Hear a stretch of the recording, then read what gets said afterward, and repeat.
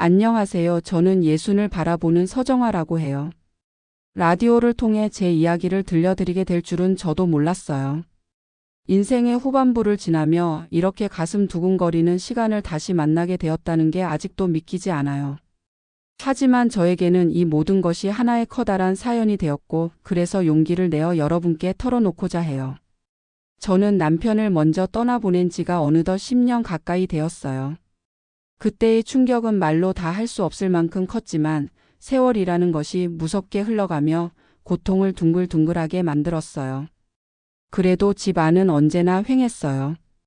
남편이 떠난 뒤의 빈자리는 바람처럼 드나들며 저를 쓸쓸하게 만들었고, 딸은 결혼해 멀리 살아서 명절이나 되어야 겨우 얼굴을 볼 수 있었어요. 저는 생활비를 조금이라도 덜어보고 싶다는 현실적인 이유와 또 다른 한편으로는 사람이 함께 있어야겠다는 마음 때문에 작은 방 하나를 하숙으로 내놓게 되었어요. 처음에는 누가 들어올까 망설였지만 어느 날 부동산에서 연락이 왔어요. 조용하고 성실한 분이 방을 알아본다며 소개해 주었지요. 그렇게 해서 제 집에 남는 방 문을 두드린 사람이 바로 윤도현 씨였어요. 첫 만남의 장면은 아직도 또렷하게 기억나요. 현관에 서 있던 그는 크지도 작지도 않은 검정 캐리어를 끌고 있었어요.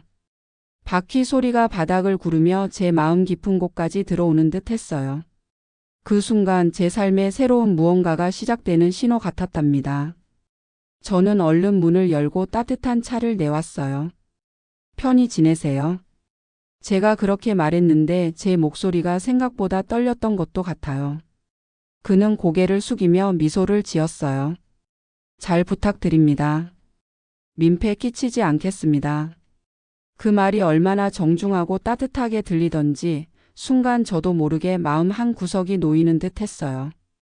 남편을 떠나보낸 뒤 오랫동안 낯선 사람을 들이는 게 두려웠는데 그 순간의 표정과 목소리만으로도 저는 안심이 되었던 거예요. 집안에 캐리어를 옮기고 방을 안내해 주었어요. 그 방은 남편이 생전에 서재로 쓰던 곳이었어요.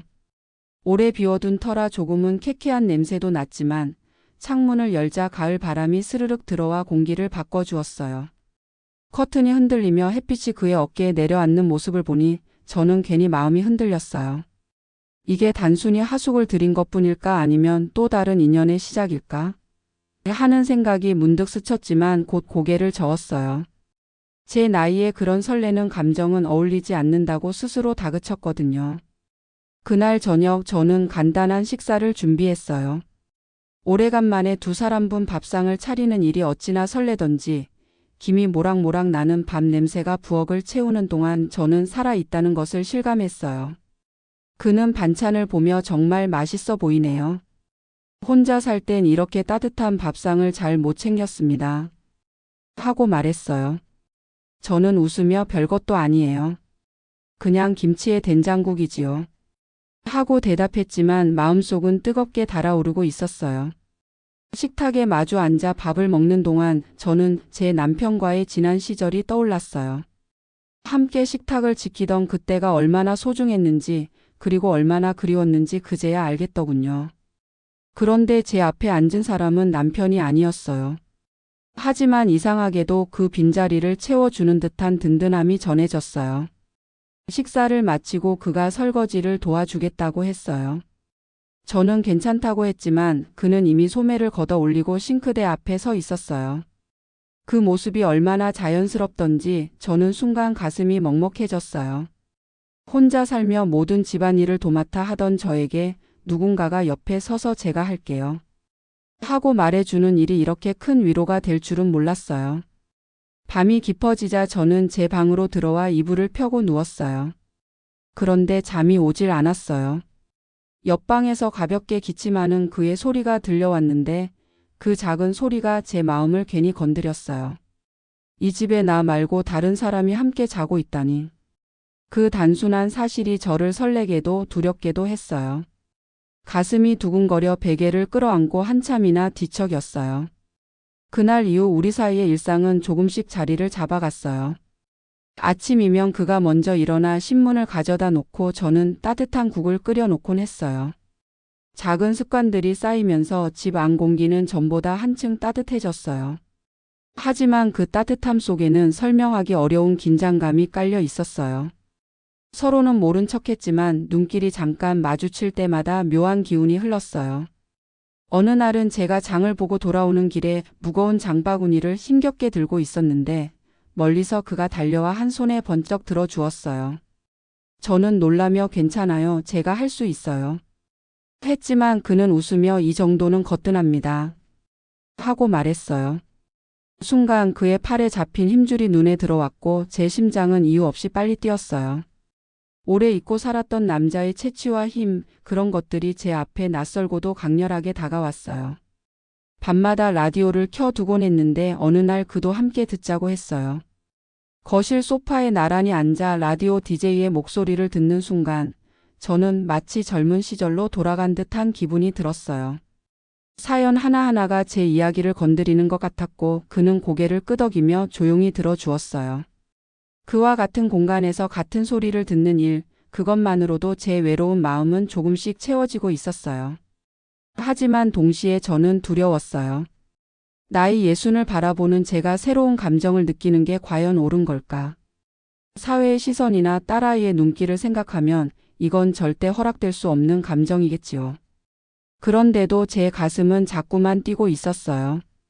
설거지를 하다가도 장독대 앞에 서 있다가도 라디오 음악이 흘러나올 때도 그의 얼굴이 자꾸 떠올랐어요. 첫날 그가 캐리어를 끌고 들어온 순간부터 제 인생은 이미 바뀌고 있었던 것 같아요. 저는 차를 내주며 그저 편히 지내세요라고 말했을 뿐이었어요. 그런데 그 말은 단순한 인사가 아니라 제 마음 깊은 곳에 열쇠를 돌린 순간이 되어버렸어요. 그때는 몰랐지만 그 방이 제 인생의 두 번째 봄을 드리는 문이 되고 말았던 거예요. 하숙이라는 것이 처음에는 단순한 동거의 형식일 뿐이라고 생각했어요. 저는 집주인으로서 그는 세를 내고 머무는 하숙생으로서 서로의 역할만 지키면 아무 문제 없을 거라고 믿었지요. 그런데 막상 한 지붕 아래서 지내다 보니 종종 마음이 불필요하게 흔들리는 순간들이 찾아왔어요.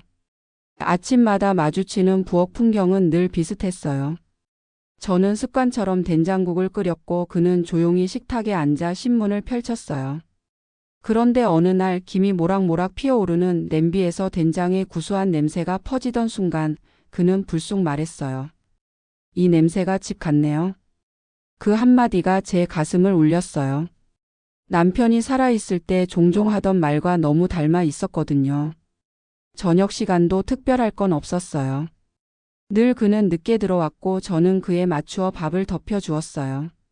하지만 같은 밥상 앞에 앉아도 우리는 서로 반 접시의 거리를 남기며 조심스레 대했어요. 그는 숟가락을 뜨는 소리조차 조용히 내려고 애썼고 저는 말없이 반찬만 권했어요. 그 침묵이 낯설지는 않았지만 때때로 괜히 가슴이 답답해졌어요. 사람 사이에 흐르는 긴장은 소음보다 더 큰 울림을 남기곤 했거든요. 그가 보여주는 작은 배려들이 저를 가장 흔들었어요. 수도꼭지에서 물이 새는 걸 알게 되었을 때 저는 내일 기사님을 불러야겠다고 생각했는데 이미 그는 공구를 챙겨 조용히 고쳐놓았더군요. 제가 무거운 쌀자루를 옮기려 애쓰던 날에도 그는 말없이 그것을 들어 부엌 구석에 내려놓았어요. 저는 괜찮아요. 혼자 할 수 있어요. 하고 말했지만 속으로는 오랜만에 누군가의 손길에 기댄 기분이 들어 눈가가 시큰해졌어요.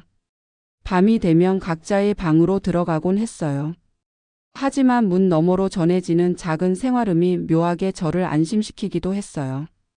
책장이 넘어가는 소리, 휴대폰 진동이 울리는 소리, 화장실 물내림 소리조차도 이 집에 나 말고 누군가가 함께 있다는 실감을 주었어요. 그런데 그 사소한 기척들이 때로는 제 안의 고독을 더 짙게 만들기도 했어요. 왜 나는 저 작은 소리에 이렇게 마음을 쓰게 되는 걸까? 스스로를 다그쳤지만 가슴은 자꾸만 설레었어요. 어느 날은 제가 거실에서 뜨개질을 하고 있었어요. 조용히 스탠드를 켜놓고 낡은 라디오에서 흘러나오는 클래식 음악을 들으며 바늘을 움직이고 있었지요. 그런데 도연 씨가 방에서 나와 물을 마시려다 제 모습을 보고 멈추었어요. 그는 잠시 제 옆에 서서 뜨개질하는 손길을 바라보다가 어머니께서도 저렇게 밤마다 뜨개질을 하셨어요. 하고 말했어요. 그 순간 저는 괜히 가슴이 덜컥 내려앉는 것 같았어요. 그가 떠올린 건 어머니였을 텐데 저는 왜 그 말 속에서 이상한 친밀감을 느끼고 말았을까요? 서로의 사생활은 존중해야 한다고 늘 다짐했어요. 그래서 그는 제 방 앞을 지날 때 발걸음을 더 가볍게 했고 저는 그의 문 앞에 선 목소리를 낮추었어요. 그러나 그 조심스러움이 때때로 우리를 더 가까이 묶어 놓는 것처럼 느껴졌어요. 금기를 지키려는 마음이 오히려 선명한 금선을 그려놓고 그 선 위에서 발을 동동 구르는 듯한 기분이었어요. 가끔씩은 대화가 길어질 때도 있었어요. 저녁을 마친 후 설거지를 하며 제가 이 나이에 혼자 사는 게 제일 힘든 건 아프거나 갑자기 쓰러졌을 때 부를 사람이 없다는 거예요. 하고 말했을 때 그는 잠시 뜸을 들이다가 제가 있잖아요. 하고 대답했어요. 그 목소리는 낮고 단단했어요. 저는 그 말을 농담으로 받아 넘기려 했지만 그 후 며칠 동안 그 문장이 자꾸 제 귓가에 맴돌았어요. 동네 사람들의 시선도 조금씩 달라졌어요. 함께 장을 보러 간 것도 아닌데 그가 장바구니를 들어준 날 마트 앞에서 이웃의 시선을 마주쳤어요. 그 후로 누군가가 은근히 묻곤 했어요. 집에 같이 사는 분이 계신가요? 저는 웃으며 그냥 하숙생이에요. 하고 대답했지만 제 얼굴은 달아올라 있었어요. 사람들이 뭐라 하든 상관없다고 생각하면서도 한편으로는 혹시라도 오해하면 어쩌지 하고 마음이 불편했어요. 가끔씩은 저도 모르게 그를 관찰하게 되었어요. 식탁에 앉아 책을 읽는 모습, 창가에서 전화를 받으며 고개를 끄덕이는 모습, 손목에 시계를 들여다보며 시간을 확인하는 모습. 별것 아닌 동작 하나하나가 제 눈길을 붙잡았어요. 저는 스스로에게 타이르곤 했어요. 괜한 마음은 품지 말자. 그냥 집주인과 하숙생일 뿐이다. 하지만 마음은 늘 말을 듣지 않았어요. 한 번은 이런 일이 있었어요. 전등이 갑자기 나가서 어둠이 거실을 덮쳤는데 그가 얼른 휴대폰 불빛을 켜서 저를 비추어 주었어요. 그 순간 저는 설명할 수 없는 안도감을 느꼈어요. 빛이라는 건 단순히 시야를 밝혀주는 것이 아니라 마음까지 환하게 밝혀준다는 사실을 그때 알았어요. 저는 고맙다고 말했지만 속으로는 이 사람과 있으면 내 어둠도 덜 무서울까 하는 생각이 스치고 말았어요. 그렇게 우리 사이는 늘 조심스러웠지만 조심스러움 속에서 더 큰 긴장이 자라나고 있었어요. 작은 배려 하나에도 가슴이 뛰고 짧은 대화 하나에도 마음이 흔들렸어요. 마치 긴 겨울 끝에 얼어붙은 강물이 서서히 녹아가는 것처럼 제 안에 무언가는 이미 움직이고 있었어요. 저는 자주 밤에 누워 스스로에게 묻곤 했어요. 이건 외로움 때문일까 아니면 정말 새로운 감정일까? 분명히 선을 넘어서는 안 된다는 걸 알고 있었어요. 하지만 인간의 마음이란 참 묘해서 금지된 줄을 알면서도 손끝이 자꾸 그 줄을 더듬게 되었어요.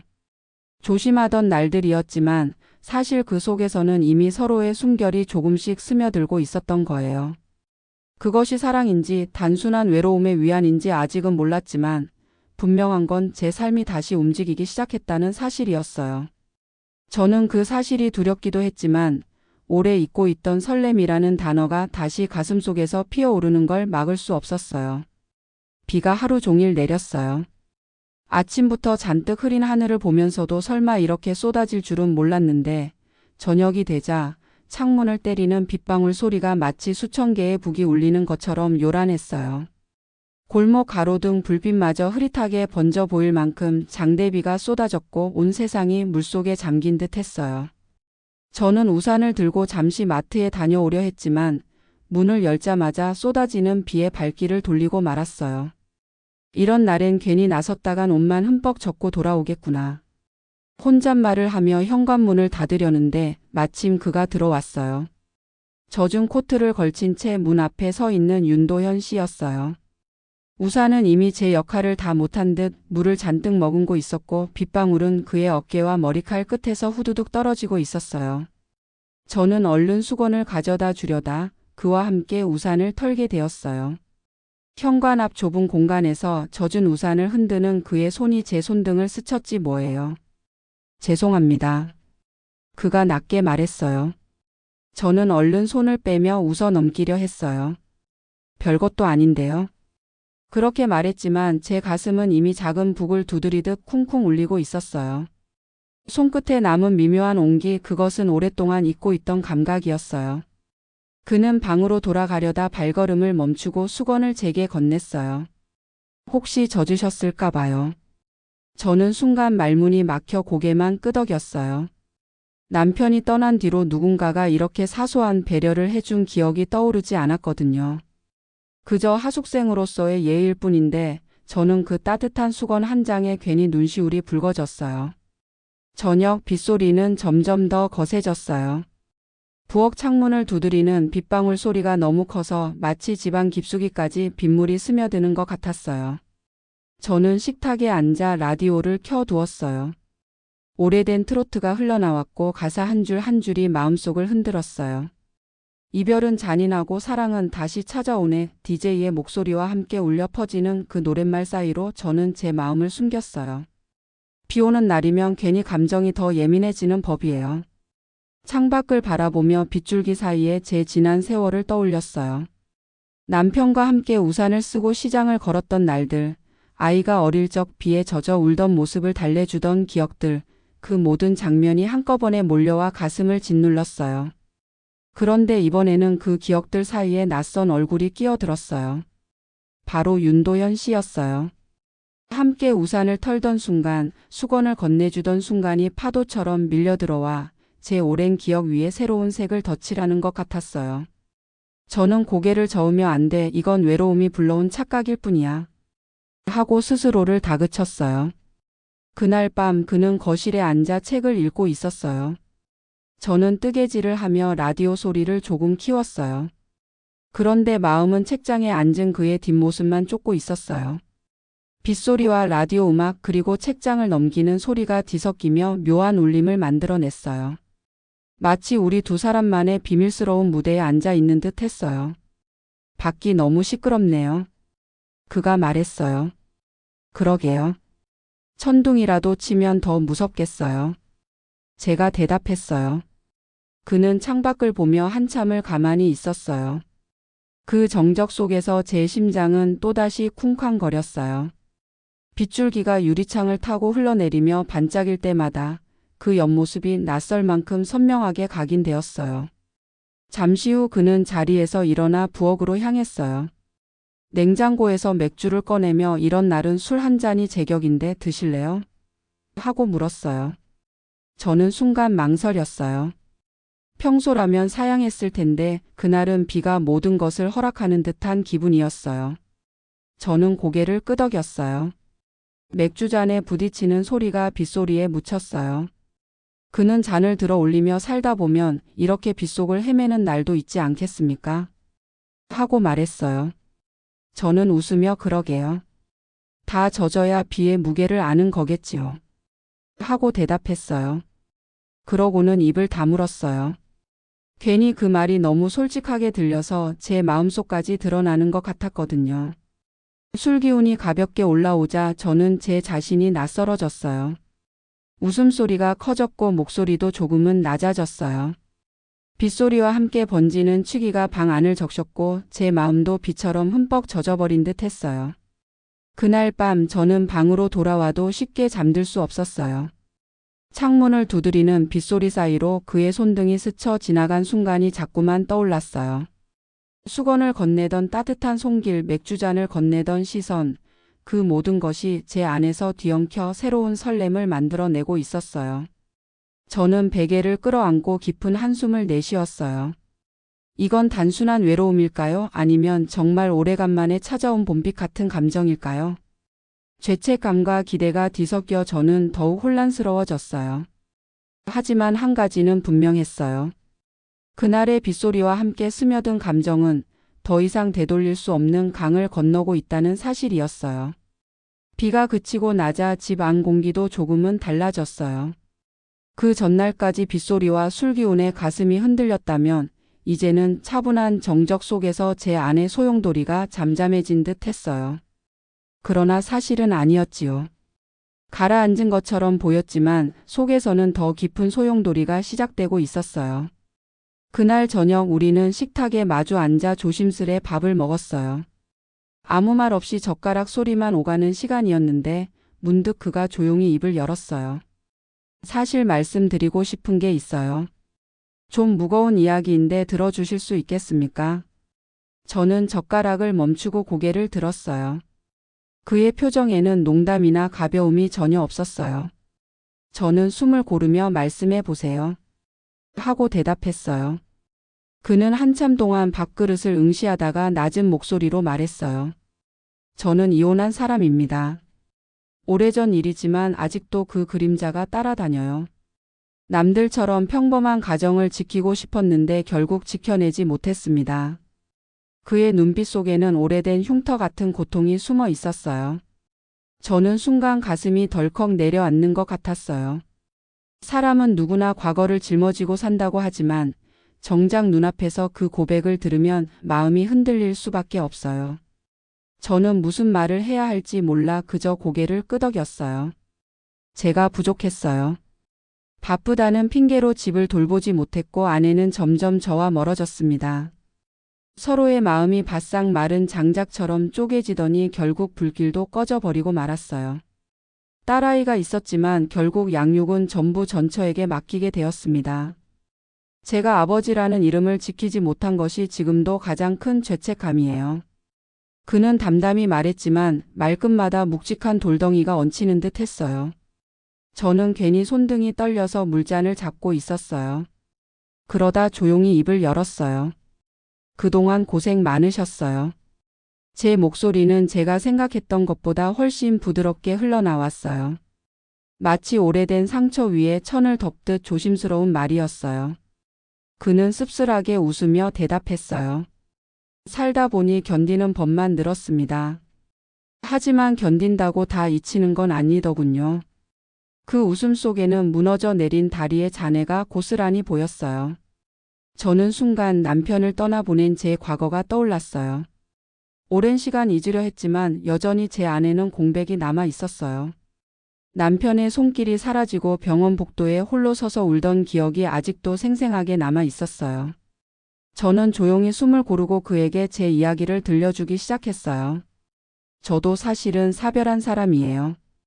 남편은 아팠어요. 병마가 빠르게 파고들어 손 쓸 새도 없이 데려가 버렸습니다. 그날 이후 저는 매일같이 집안의 불 꺼진 방을 마주하며 살았어요. 말벗도 기대도 사라진 공간에서 혼자 버티는 게 얼마나 힘든 일인지 아마 선생님도 비슷하게 아셨을 거예요. 제 목소리가 떨렸지만 그는 묵묵히 고개를 끄덕이며 들어주었어요. 사람들이 말해요. 시간이 지나면 잊힌다고. 하지만 저는 아니었어요. 잊히는 게 아니라 그냥 아물지 못한 채로 굳어져 버리는 거였어요. 상처가 덧나지 않게 조심하며 살아온 게 제 지난 세월이었어요. 그는 제 말을 듣고 한동안 침묵하다가 아주 낮은 목소리로 속삭였어요. 그렇군요. 우리 둘 다 마음 어딘가에 곰팡이처럼 눅눅하게 남아있는 상처를 안고 있네요. 그 말이 제 가슴을 울렸어요. 마치 누군가가 제 오래된 상처에 불을 밝혀준 듯 했어요. 저는 괜히 눈물이 차올라 고개를 숙였어요. 그날 이후 우리는 공손한 거리보다 정직한 침묵을 더 자주 선택했어요. 굳이 많은 말을 하지 않아도 서로의 눈빛만으로도 아픔이 전해졌어요. 부엌에서 스쳐 지나가며 짧게 마주친 시선 속에 거실에 나란히 앉아 같은 라디오 소리를 듣는 순간마다 우리는 조금씩 더 가까워지고 있었어요. 그러던 어느 날 저는 오래 묵혀두었던 앨범을 꺼냈어요. 남편과 함께 찍은 사진들이 빽빽하게 들어 있었지요. 사진 속 웃고 있는 제 모습이 낯설게 보였어요. 그때 현관문이 열리고 도연 씨가 들어왔어요. 저는 얼른 앨범을 덮으려 했지만 이미 그가 제 앞에 서 있었어요. 남편분이신가요? 그 질문에 저는 순간 숨이 막혔어요. 하지만 곧 천천히 고개를 끄덕였어요. 네, 오래전에 떠났어요. 그는 제 옆에 앉아 앨범을 바라보다가 조용히 말했어요. 행복해 보이십니다. 사진 속 두 분이. 저는 사진을 다시 들여다보며 대답했어요. 그랬던 시절이 있었어요. 그 시절이 제겐 영원할 거라고 믿었는데 인생은 그렇게 호락호락하지 않았어요. 그는 제 손등 위에 가만히 손을 올리려다 멈췄어요. 그리고 조용히 손을 거두며 속삭였어요. 저도 한때는 영원을 믿었어요. 하지만 영혼은 늘 우리 손을 비켜가더군요. 그 순간 저는 알 수 없는 전율을 느꼈어요. 서로 다른 상처였지만 결국 같은 모양으로 남은 흉터가 우리를 묶어주고 있었던 거예요. 그날 밤 저는 라디오를 켜두고 혼자 앉아 있었어요. DJ가 말했어요. 어쩌면 상처는 우리가 아직 살아있다는 증거일지도 모릅니다. 그 말에 저는 조용히 눈을 감았어요. 그리고 제 안에서 울리는 한 목소리를 들었어요. 정화야, 너 아직 살아있구나. 하숙생과 하숙주인이라는 말이 이렇게 묘하게 들릴 줄은 몰랐어요. 저는 그저 생활비에 보탬이 되고 싶어 방 하나를 내놓았을 뿐인데 어느새 제 등 뒤에서 사람들이 수군거리는 소리를 듣게 되었어요. 시장에 나가 채소를 고르던 날 이웃이 지나가며 집에 같이 사는 분이 계신다면서요. 하고 넌지시 묻는 순간 얼굴이 붉어져 아무 대답도 못했어요. 괜히 장바구니를 움켜쥔 손에 힘이 들어가고 그 말을 떨쳐내려 해도 귀에 맴돌았어요. 택배 기사는 더 노골적이었어요. 현관 앞에 서서 송장을 건네며 사모님, 사장님 도착하셨습니다. 하고 말했을 때 저는 얼떨결에 아닙니다. 그런 사이 아니에요. 하고 웃으며 손사래를 쳤어요. 그런데 웃음을 지은 제 얼굴이 얼마나 굳어 있었는지 돌아서는 길에 길게 드리운 그림자가 제 속마음을 들켜버린 듯 했어요. 사람들의 시선이 두렵다고만 할 수도 없었어요. 묘하게도 그 시선이 저 자신에게 던지는 질문 같았어요. 우리는 정말 단순한 하숙주인과 하숙생일 뿐일까? 그 물음 앞에서 저는 쉽게 답하지 못했어요. 집 안 공기는 점점 달라지고 있었어요. 냄비에서 김이 오르는 소리, 전등 스위치가 눌리는 소리, 세탁기가 돌아가는 소리. 이런 사소한 일상음들이 이상하게도 하나의 합주처럼 들렸어요. 마치 우리 둘이 함께 산다는 장면을 연습하는 것 같았어요. 남편과 지내던 시절에 익숙했던 생활의 울림이 다시 돌아온 듯 했어요. 그런데 이번에는 다른 사람이 만들어주는 울림이었어요. 그 차이가 제 마음을 흔들고 있었어요. 저녁 무렵 부엌에 서 있으면 그의 그림자가 종종 제 어깨에 겹쳐졌어요. 등 뒤로 느껴지는 인기척만으로도 저는 몸이 긴장되곤 했어요. 그가 냉장고 문을 열 때 흘러나오는 불빛이 제 손에 닿을 때면 괜히 심장이 빨라지고 손끝이 떨렸어요. 단순한 생활의 한 장면인데 제 몸은 이미 오래 잊고 있던 감각을 깨워내고 있었어요. 어느 날은 제가 찌개를 끓이고 있었어요. 김이 모락모락 피어올라 안경이 뿌옇게 흐려졌는데 그는 조용히 제 뒤에 와서 뜨거우니 조심하세요. 하고 말했어요. 그의 목소리가 제 귓가에 닿는 순간 뜨거운 국물보다 더 강한 열기가 제 속을 파고들었어요. 저는 대답을 하지 못한 채 국자를 움켜쥔 손에만 힘을 주었어요. 그와 함께 있는 시간이 길어질수록 제 몸은 더 예민하게 반응했어요. 소파에 나란히 앉아 라디오를 들을 때 팔꿈치가 스치면 온몸에 전기가 흐르는 것 같았어요. 손등이 닿지 않으려 애쓰다가도 은근히 더 가까워지고 싶은 마음이 스멀스멀 올라왔어요. 저는 마음을 다잡으려 했지만 오래 참아온 공허가 조금씩 무너져 내리고 있었어요. 밤이 되면 더욱 혼란스러웠어요. 제 방에 홀로 누워 있으면 거실에서 그의 발소리가 들렸어요. 문득 문을 열고 나가면 그가 거기 서 있을 것만 같았어요. 그런 상상을 할 때마다 가슴이 두근거려 베개를 끌어안고 눈을 감았어요. 죄책감과 설렘이 동시에 밀려와 저를 괴롭혔어요. 그러던 어느 저녁 정전이 일어났어요. 갑자기 불이 꺼지고 집안이 캄캄해졌을 때 저는 순간 겁이 나서 자리에서 얼어붙었어요. 그때 그의 휴대폰 불빛이 제 앞을 비췄어요. 괜찮으세요? 낮고 차분한 목소리와 함께 다가온 빛이 저를 감쌌어요. 그 빛 속에서 그의 얼굴 윤곽이 또렷이 드러났고 저는 괜히 숨이 막혔어요. 마치 빛과 어둠이 함께 만든 비밀스러운 무대 위에 우리 둘만 있는 것 같았어요. 그는 제 어깨에 가볍게 손을 올리며 조금만 기다리면 돌아올 거예요. 하고 말했어요. 단순한 위로였지만 그 따뜻한 손길이 제 안에 깊이 스며들었어요. 저는 몸을 움직이지 못한 채 그대로 서 있었어요. 순간 세상의 모든 소리가 멎고 그의 손길과 호흡만이 제 주변을 감싸는 듯 했어요. 정전은 곧 풀렸어요. 불빛이 다시 들어오자 그는 아무렇지 않은 듯 손을 거두었어요. 하지만 제 몸은 여전히 뜨겁게 달아올라 있었어요. 저는 괜히 수건으로 손을 닦으며 그 열기를 감추려 했어요. 그러나 이미 제 안에서는 지워지지 않는 흔적이 남아 있었어요. 그날 이후 저는 거울을 보며 제 얼굴을 자주 확인했어요. 괜히 화장이 짙어지는 날도 있었고 평소보다 옷차림을 신경 쓰는 날도 많아졌어요. 스스로를 꾸미는 것이 단순히 기분 전환 때문이라고 말했지만 속마음은 달랐어요. 저는 그에게 조금이라도 여자로 보이고 싶어졌어요. 이 나이에 다시 그런 마음이 생길 줄은 몰랐어요. 하지만 분명히 제 안에서 새로운 봄이 움트고 있었어요. 저녁 무렵 우리는 라디오를 켜놓고 나란히 앉아 있었어요. 평소보다 조금 더 가까운 간격이었지만 서로는 그 거리를 일부러 의식하지 않는 척하고 있었지요. DJ의 목소리가 흘러나왔어요. 누군가는 잃어버린 반쪽을 찾았다고 울었고 또 다른 누군가는 혼자 견디는 법을 배웠다 말했어요. 그 사연들을 들으며 저는 괜히 손끝을 만지작거렸어요. 가슴 깊숙한 곳이 서늘해졌다가 다시 뜨겁게 달아오르기를 반복했지요. 그때 그가 조심스럽게 말했어요. 사실 이 집은 저에게 낯설지 않았습니다. 오랫동안 알고 있었거든요. 순간 제 심장이 철렁 내려앉았어요. 무슨 뜻이지? 이 집을 알고 있었다니? 머릿속에 수많은 질문이 떠올랐어요.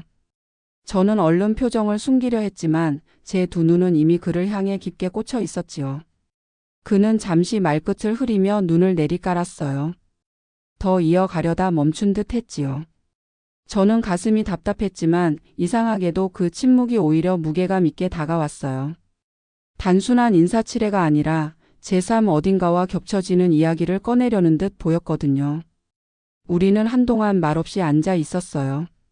그런데 침묵은 불편하지 않았어요. 오히려 모든 말보다 진실하게 우리를 이어주고 있었지요. 그의 눈빛이 제 손등 위로 조심스레 떨어졌어요. 저는 무심코 손가락을 움켜쥐었지만 그 시선의 온기가 제 손등을 달구었어요. 저녁 식사가 끝나고 설거지를 하러 부엌에 섰을 때였어요. 그는 조용히 다가와 그릇을 건네주었어요. 그의 손끝이 제 손등을 살짝 스쳤는데 그 짧은 순간에도 제 몸은 굳어버렸어요. 물소리와 함께 두근거림이 퍼져나갔지요. 그가 일부러 그런 것은 아니었을 거예요. 하지만 저는 이미 오래전부터 그의 작은 움직임 하나에도 예민하게 반응하고 있었어요. 그날 밤 제 방에 들어와도 잠이 오지 않았어요. 창문 밖에서 불빛이 흔들렸고 라디오에서 흘러나온 노랫말이 계속 맴돌았어요. 사랑은 우연을 가장한 필연이 된다. 그 한 줄이 저를 사로잡았어요. 혹시 우리의 만남도 그런 건 아닐까?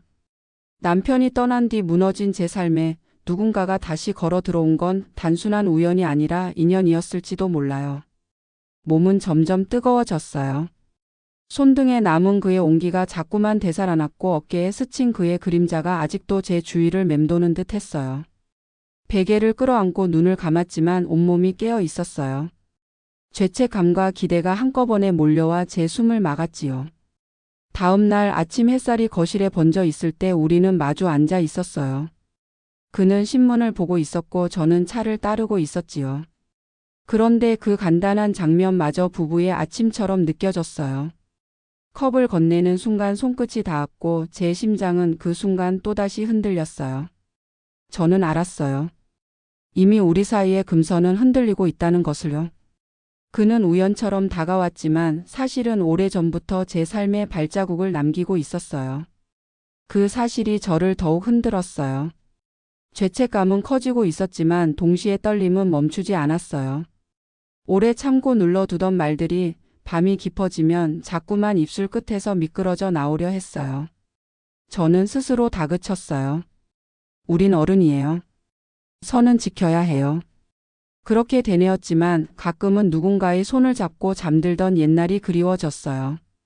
손가락을 포개며 잠들던 그 따뜻함이 아직도 제 몸 어딘가에 기억으로 남아 있었어요. 그 기억은 외로움이 깊어질수록 더 선명하게 살아났어요. 그도 알았던 걸까요? 어느 날 그는 제 머리맡에 스탠드 조명을 바꿔 달았어요. 눈이 편해야 책을 오래 보실 수 있잖아요. 그는 그렇게 말하며 조도를 맞춰 주었어요. 그런데 그 작은 불빛이 단순히 제 눈만 편하게 한 것이 아니었어요. 그 불빛은 제 마음속 불씨까지 건드렸어요. 빛이 스르륵 번지듯 제 가슴 깊은 곳에 조심스레 스며들었어요. 저는 혼자 속삭였어요. 이런 게 안도일까 아니면 두려움일까? 그 사이에서 저는 오래 서성이며 갈등했어요. 머리로는 선을 지켜야 한다고 외쳤지만 몸은 자꾸만 다른 대답을 하고 있었어요. 저녁에 라디오에서 흘러나오는 사연을 들으며 우리는 소파에 나란히 앉아 있었어요. 그는 조심스레 물었어요. 가끔은 혼자가 아니라는 게 위로가 되지 않으십니까? 저는 괜히 웃음으로 대답을 대신했어요. 하지만 그 말이 제 가슴에 파문을 남겼어요. 그 순간 제 무릎에 가볍게 스친 그의 옷자락이 유난히 크게 느껴졌어요. 얇은 천 사이로 전해지는 체온이 마치 살아있는 불씨 같았어요. 시간이 흐르면서 저는 스스로를 더 이상 속일 수 없게 되었어요. 그의 작은 배려, 짧은 말 한마디가 저를 흔들고 있었어요. 부엌에서 함께 서 있을 때 그의 어깨가 제 어깨와 닿을 듯 가까워질 때 심장은 이유도 없이 빨리 뛰었어요. 어느 날 밤 부엌 불을 끄고 나오는데 거실 조명만 희미하게 켜져 있었어요. 그는 소파에 앉아 있었고 저는 잠시 그 앞을 지나치려 했어요. 그런데 발걸음이 멈췄어요. 그도 고개를 들어 저를 바라보았어요. 순간 공기가 묘하게 달라졌어요. 아무 말도 오가지 않았는데 서로의 눈빛 속에 감춰진 갈망이 드러나고 있었어요. 저는 겨우 목소리를 냈어요. 늦게까지 안 주무시네요. 그는 미소를 띠며 대답했어요. 생각이 많아서요. 그 짧은 대화로도 충분했어요. 우리는 서로의 마음을 확인한 듯 했어요. 발걸음을 옮기려 했지만 제 몸은 쉽게 움직이지 않았어요. 소파 끝에 앉은 그는 잠시 머뭇거리다 자리에서 일어나 다가왔어요. 그 순간 저는 숨이 막혔어요. 발걸음이 제 앞에 멈추었을 때 그의 그림자가 제 몸을 덮었어요. 그는 조용히 말했어요. 가끔은 말보다 눈빛이 더 많은 걸 이야기하네요. 저는 아무 대답도 하지 못했어요. 대신 두 눈을 피하려 했지만 도망치지 못했어요. 그의 시선이 제 얼굴을 따라 내려오더니 잠시 제 입술에 머물렀어요. 그 시선만으로도 입술이 바짝 말라 떨렸어요. 그날 이후 우리 사이는 조금 달라졌어요. 여전히 선을 넘지는 않았지만 그 선 위에서 아슬아슬하게 서성이는 시간이 잦아졌어요. 부엌에서 손등이 스치면 괜히 오래 그 자리를 바라보게 되었고 거실에서 옆자리에 앉으면 서로의 호흡을 의식하게 되었어요. 저는 거울 앞에 자주 섰어요. 예전에는 대충 묶던 머리를 빗어내리고 화장대에 묵혀두었던 립스틱을 꺼내 입술에 발라보았어요. 스스로에게 변명했어요. 그냥 기분 전환이야. 하지만 속으로는 알았어요. 그가 보는 눈길에 조금이라도 여자로 남고 싶었던 거예요. 밤마다 잠을 이루지 못했어요. 침대에 누워 천장을 바라보면 그의 모습이 떠올랐어요. 손끝에 닿았던 체온, 귓가를 스친 목소리, 스탠드 불빛 아래 그의 웃음. 그런 것들이 제 마음을 어지럽혔어요. 저는 베개를 끌어안고 한참을 뒤척였어요. 숨소리가 점점 거칠어지고 몸은 뜨겁게 달아올랐어요. 오랫동안 잠들어 있던 욕망이 깨어나는 소리였어요. 결정적인 순간은 뜻밖의 찾아왔어요. 장마철이 시작되어 하루 종일 눅눅한 공기가 집안을 채우던 날이었어요. 저는 빨래를 걷어들이려다 미끄러질 뻔했는데 그가 얼른 손을 뻗어 저를 붙잡았어요. 허리를 감싼 그의 손길이 단단했어요. 너무 갑작스러워 제 심장은 미친 듯이 뛰었어요. 괜찮으세요? 그는 놀란 눈빛으로 물었어요. 저는 고개를 끄덕였지만 목소리가 나오지 않았어요. 그의 손은 여전히 제 허리에 머물러 있었어요. 단 몇 초였지만 그 짧은 순간은 제게 길고 강렬하게 각인되었어요. 저는 그 손길을 거두고 싶지 않았어요. 오히려 더 오래 기대고 싶다는 갈망이 올라왔어요. 하지만 저는 결국 몸을 살짝 비틀어 떨어져 나왔어요. 괜찮아요. 억지로 웃으며 그렇게 말했어요. 그는 잠시 머뭇거리더니 손을 거두었어요. 하지만 그 눈빛 속에는 저와 똑같은 갈등이 숨어 있었어요. 그날 밤 저는 라디오를 켜고 혼자 앉아 있었어요. DJ가 말했어요. 쉽게 말할 수 없는 감정이 있습니다. 하지만 말하지 않아도 서로가 안다면 그건 이미 시작된 것일지도 모릅니다. 그 한마디에 눈물이 차올랐어요. 저는 손등으로 눈가를 훔치며 속삭였어요. 저도 알아요. 말하지 않아도 이미 시작되었다는 걸. 그날 밤 거실에는 낯선 고요가 내려앉아 있었어요. 라디오에서는 조용한 피아노 선율이 흘러나왔지만 제 귀에는 전혀 들어오지 않았어요. 그는 책을 읽는 척했지만 페이지는 넘겨지지 않았고 저 또한 뜨개질을 하려던 손이 무릎 위에서 멈춰 있었어요. 긴장된 공기 속에서 서로의 눈길이 몇 차례 스쳤고 마침내 그는 숨을 고르듯 말을 꺼냈어요. 이제는 말씀드려야 할 것 같습니다. 저는 심장이 내려앉는 소리를 들었어요. 이미 그의 표정 속에서 보통의 이야기가 아님을 알 수 있었어요. 저는 고개를 끄덕이며 조용히 대답했어요. 말씀하세요. 그는 한참 동안 시선을 떨군 채로 말을 이었어요. 사실 저는 선생님을 오래전부터 알고 있었습니다. 정확히 말하자면 직접 알았다기보다 기억 속에 남아 있었습니다. 선생님의 남편분이 세상을 떠나던 날 밤 병실 앞 벤치에서 스쳐 지나갔던 젊은 남자. 그게 바로 저였습니다. 그 말을 듣는 순간 제 가슴은 쿵 내려앉았어요. 몸 안에 남아있던 숨이 한순간에 빠져나가고 그 밤의 냄새와 공기가 그대로 되살아났어요. 그날의 기억이 선명하게 떠올랐어요. 병실 복도는 희미한 불빛 속에서 무겁게 가라앉아 있었고 벤치에 앉아 있던 저는 남편의 마지막을 받아들일 준비조차 하지 못한 채 흐느끼고 있었어요. 그때 누군가가 제 옆을 지나갔어요. 낯선 청년이었는데 그의 눈길이 제 어깨 위에서 잠시 머물렀어요. 짧은 순간이었지만 그 눈빛은 따뜻했고 동시에 아릿했어요. 저는 눈물을 훔치느라 정신이 없어 제대로 얼굴조차 기억하지 못했는데 바로 그가 제 앞에 앉아 있었던 거예요. 그는 조용히 말을 이어갔어요. 그때 아주 잠깐이었지만 선생님이 울던 어깨와 손의 떨림을 평생 잊지 못했습니다. 이상하게도 제 마음에 각인되어 버렸어요. 그리고 시간이 지나 이 집에 들어오게 되었을 때 다시 선생님을 마주한 순간 모든 기억이 한꺼번에 되살아났습니다. 저는 손끝이 떨려 라디오의 볼륨을 조금 올렸어요. 하지만 음악은 제 마음의 소란을 덮어주지 못했어요. 그날 밤의 차가운 벤치, 싸늘한 공기, 그리고 남편의 마지막 숨결이 아직도 생생하게 되살아났어요. 그 모든 순간을 그도 함께 기억하고 있었다는 사실이 저를 흔들었어요. 그날의 저는 죽고 싶을 만큼 무너져 있었어요. 제가 조용히 말했어요. 남편의 손을 붙잡고 아무 소리도 내지 못한 채 울고 있었어요.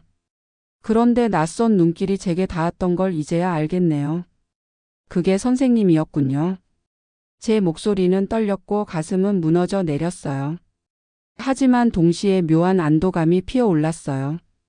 그날의 절망 속에도 사실은 누군가가 제 모습을 지켜보고 있었다는 것. 제가 완전히 혼자가 아니었다는 사실이 새삼 가슴을 덮어주었어요. 그날 이후 우리의 대화는 더 깊어졌어요. 부엌에서 마주친 순간에도 거실에서 라디오를 들을 때도 눈빛 하나만으로도 진한 상처가 전해졌어요. 서로가 서로의 그림자를 알아본 듯 했어요. 저는 밤마다 혼란스러웠어요. 우리는 미안함과 연민으로 이어진 걸까 아니면 이것이 사랑의 시작일까? 머릿속으로 수없이 물었지만 가슴은 이미 대답을 알고 있었어요. 그것은 연민이었고 동시에 사랑이었어요. 사랑은 때로 늦게 찾아오지만 그 늦음이 오히려 절실함을 더해주는 법이에요. 어느 날 저녁 저는 그에게 조심스레 물었어요. 왜 이제야 말해주셨어요? 그는 잠시 제 얼굴을 바라보다 대답했어요. 처음부터 말씀드렸다면 선생님이 저를 불편해 하실까 두려웠습니다. 하지만 마음속에 오래 묻어두다 보니 오히려 더 무겁게 느껴졌습니다. 그래서 용기를 냈습니다. 저는 고개를 끄덕이며 속삭였어요. 고맙습니다. 사실 그날 이후 저는 제 삶이 끝났다고 생각했어요. 그런데 지금 선생님 이야기를 들으니 어쩌면 그날도 새로운 시작을 준비하던 순간이었을지도 모르겠어요. 그는 제 손등을 바라보았어요. 손가락이 떨리고 있었어요. 그리고 아주 천천히 제 손등 위에 자기 손을 올렸어요. 저는 움찔했지만 손을 거두지 않았어요. 오히려 그 따뜻한 무게가 제 안에 얼어붙은 심장을 녹이고 있었어요. 그 순간 저는 알았어요. 우리의 시작은 미안함과 연민이었지만 지금 이 순간은 분명히 사랑이라는 이름으로 이어지고 있다는 것을요. 밤이 깊어지자 창문 밖에서는 바람이 불고 있었어요. 라디오에서는 오래된 트로트가 흘러나왔어요. 사랑은 늦게 와도 더 깊게 스며든다. 그 노랫말은 마치 제 이야기를 대신해 주는 듯 했어요. 저는 그에게 시선을 주며 조용히 말했어요. 우리 이미 너무 늦은 나이라고 생각했어요. 하지만 지금은 이렇게 두근거릴 수 있다는 게 놀라워요. 그는 낮은 목소리로 대답했어요. 저도 그렇습니다. 이렇게 심장이 뛰는 건 오래간만이에요. 그 말과 함께 우리 사이의 공기가 달라졌어요. 거실의 불빛은 은은했고 음악은 더 깊게 울리고 있었어요. 우리는 여전히 선을 넘지 않았지만 몸의 긴장은 이미 그 선 위에서 흔들리고 있었어요. 손끝이 닿을 때마다, 어깨가 스칠 때마다, 숨결이 가까워질 때마다 욕망과 두려움이 동시에 밀려왔어요. 저는 알았어요. 우리의 시작은 응급처치 같은 사랑이었어요. 상처를 덮기 위한 위로였지만 그 위로가 진짜 사랑으로 변하고 있었어요. 그날의 충격적인 진실은 저를 무너뜨린 동시에 다시 살게 만들었어요. 그날 밤 집 안은 고요했어요. 여름도 지나고 가을의 문턱에 들어서면서 창문 밖에서는 바람이 서늘하게 불어오고 있었어요. 라디오에서는 조용한 클래식 음악이 흘러나왔고 그 선율이 집 안 구석구석을 감싸고 있었어요. 저는 소파에 앉아 있었고 그는 제 맞은편에 앉아 있었어요. 불빛은 은은했고 그 사이에 흐르는 공기는 묘하게 진지했어요. 우리는 한동안 아무 말도 하지 않았어요. 하지만 그 침묵은 불편하지 않았어요. 오히려 숨결이 오가는 듯한 그 고요 속에서 서로의 심장이 크게 뛰고 있다는 것을 알 수 있었어요. 저는 떨리는 목소리로 먼저 말했어요. 이제는 솔직해질게요. 다만 우리 상처를 늘리는 사랑은 하지 맙시다. 그는 눈을 깊게 감았다가 고개를 숙이며 대답했어요. 예. 그 한마디에 제 마음이 무너지는 듯 하면서도 동시에 단단히 붙잡히는 느낌이었어요. 욕망에 휘둘리는 사랑이 아니라 서로의 생을 지탱해줄 약속이라는 걸 함께 확인한 순간이었어요. 우리는 서로의 손을 꼭 잡았어요. 그의 손바닥은 따뜻했고 오랫동안 혼자 있던 제 손을 감싸며 미묘한 떨림을 전해 주었어요. 그 순간 입술이 닿을 듯 말 듯한 간격에서 우리는 한숨을 내쉬었어요. 오래 비워둔 마음의 방이 드디어 누군가의 숨으로 채워지는 느낌이었어요. 그날 밤은 유난히 길게 느껴졌어요. 손을 맞잡은 채로 오랫동안 앉아 있었는데 저는 그 짧은 접촉만으로도 몸이 뜨겁게 달아오르는 걸 느꼈어요. 손끝에서 시작된 열기가 온몸을 타고 올라와 가슴까지 번졌어요. 오래 참아온 허기와 같은 것이었어요. 그의 시선이 제 얼굴에 오래 머물렀어요. 저는 차마 눈을 들지 못했어요. 하지만 동시에 그 시선이 제 피부를 따라 내려가는 듯한 전율이 느껴졌어요. 어깨 위로 목덜미를 지나 손끝까지. 마치 눈빛만으로도 몸을 어루만지는 것 같았어요. 저는 숨을 고르며 속삭였어요.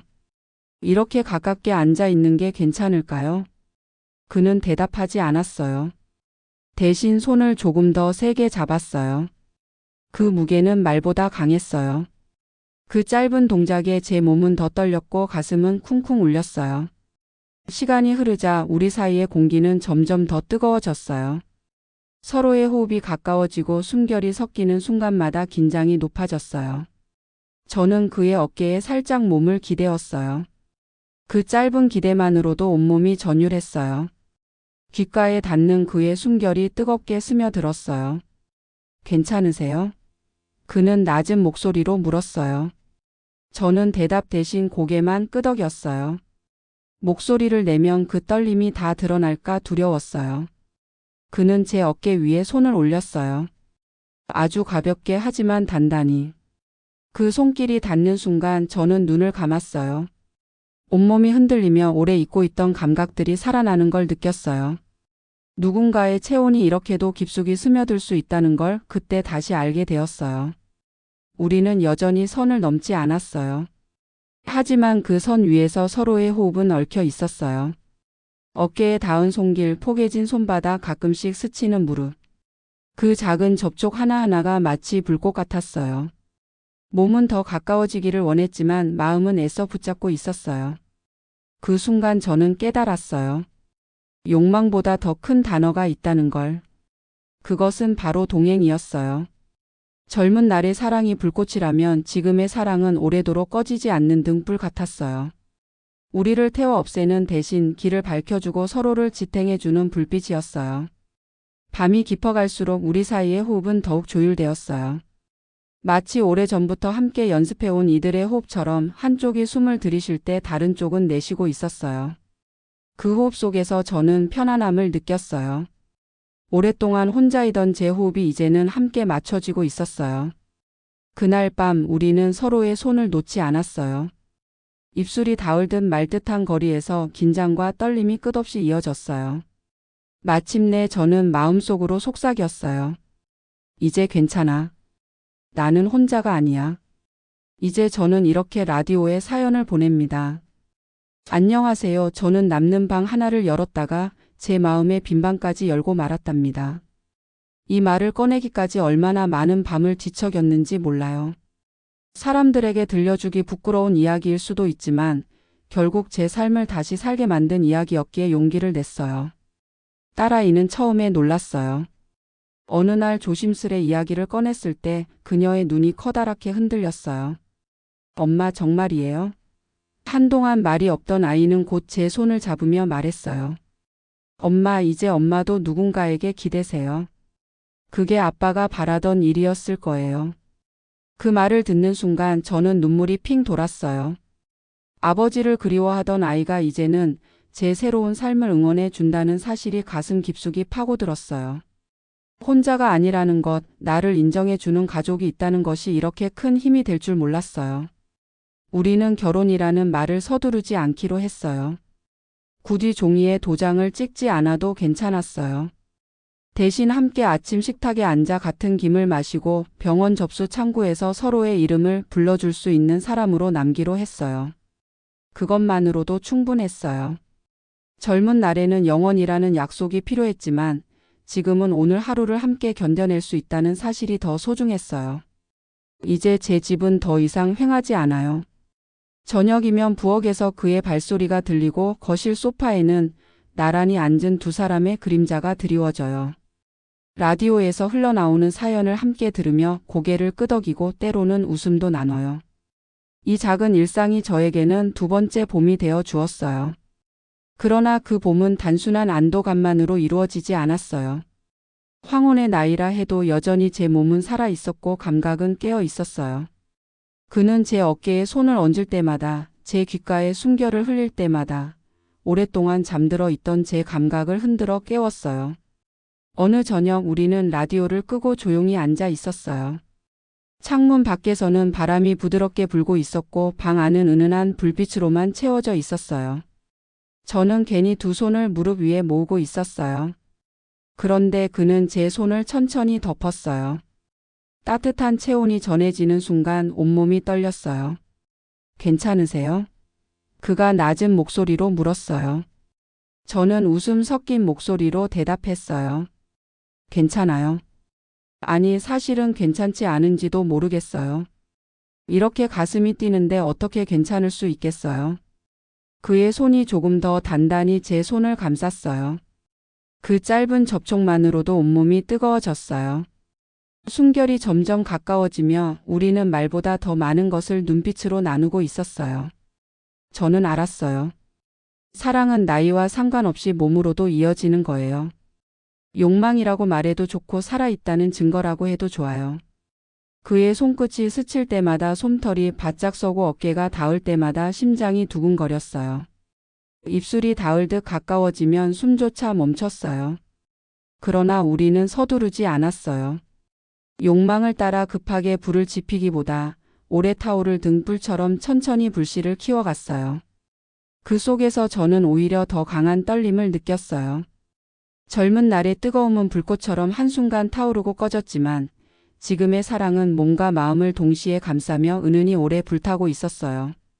저는 배웠어요. 사랑은 때로 천천히 그러나 분명히 돌아온다는 것을요. 남편을 떠나보낸 뒤 끝났다고 생각했던 제 삶에 이렇게 새로운 계절이 찾아올 줄 몰랐어요. 상처가 있었기에 더 깊어졌고 외로움이 있었기에 더 간절했어요.